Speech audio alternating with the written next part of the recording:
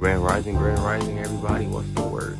Without even saying too much for real, that new One Piece chapter 1131 just dropped. Just so y'all know, we are gonna talk about it, so this video will contain spoilers. If you're not caught up with the One Piece manga, bro, keep it pushing. Now let's get right. We come face to face with the infamous Loki, and Luffy and the rest of the gang have finally made it to Elbaf. Officially this time, not on some kidnaps. And that boy Loki's really trying to talk to Luffy, but he's just going on yapping. Loki makes one final shout to gain Luffy's attention, but it also gains the attention of every wild animal in these giant forests. Now I know we've only been to Elbaf for a small amount of time, but it seems like every other giant wants to be the sun god. No hate towards the giants, of course. I know they all have their legends and their passion towards the sun god. Loki then asks Luffy how he feels about his 2.6 Billy. Oh, he liked that. I ain't see the my fault. 2.6. Luffy's is only 3, so hey, he must be nice. He must be nice. But now, what do y'all think his devil fruit is? Because me personally, if he's gonna be the guy to bring destruction to the land of Elbaf, I think he has some kind of searcher-related ability.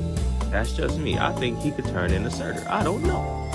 I'm not writing one piece. That's just how I feel. My brother also says it's been a solid 6 years since he's been in his predicament. They got sea stone chains around the entire tree, otherwise known in Warland as Treasure Tree Adam. I feel like there's some kind of significance in the name Treasure Tree Adam, but I just can't think of it right now. I know the name means something though. I know the name means something. I'm gonna figure it out and come back to y'all. But anyway, here's where we get down to the real. Loki tells Luffy if he takes off the chains by dawn, he will wipe out any crew that he seeks at his request. And to be sure, not a trace will be left behind. No, these panels is looking a little tiny. I got you. Luffy gets told that in this land, if he digs up any of the snow around here, he'll find the bones of countless humans and giants. This is Warland after all, otherwise known as the First World. As Loki goes on with his story, giant animals seem to appear from the forests, otherwise saying that any human that dares to defy Elbaf and their traditions gonna end up in the lower levels of Elbaf, or the lower layers of the First World, I'm sorry. And that the only way to survive would be to dress yourself in putrid smelling clothes and to serve as a walking corpse. But our MC's not doing that, y'all. Anyway, these new characters, these new guys, Loki's goons seem to come back checking up on him. They apologize for letting Shanks' hockey get to him. He does seem to have that effect on people. I don't know how Luffy gets when he hears the name Shanks. He tames the beast and Loki and his goons can't believe it. But then something else starts to happen. Most people, usually that we know rock with Shanks. Loki calls him a coward who disrespected the guy in front of Luffy. In front of Luffy? Gear forward to the base, or near his face. My man's let out a little warning shot. Loki decided he don't want any smoke and says he was just playing. That's not standing on business. Loki's already looking bad, but I'ma let it slide because he's in chains right now. That boy's Loki's like, I can't even move, but in his mind, I know he's not gonna let this slide.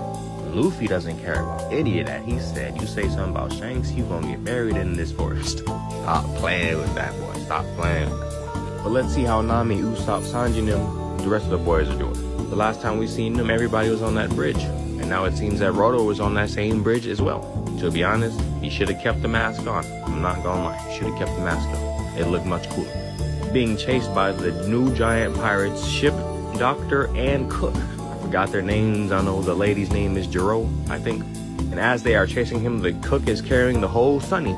But in the giant's defense, they probably recognized the ship and decided that Roto brought a whole bunch of problems here, which he most likely did. They just decided to ignore the giants and just say, hey, book it, we gotta get out of here.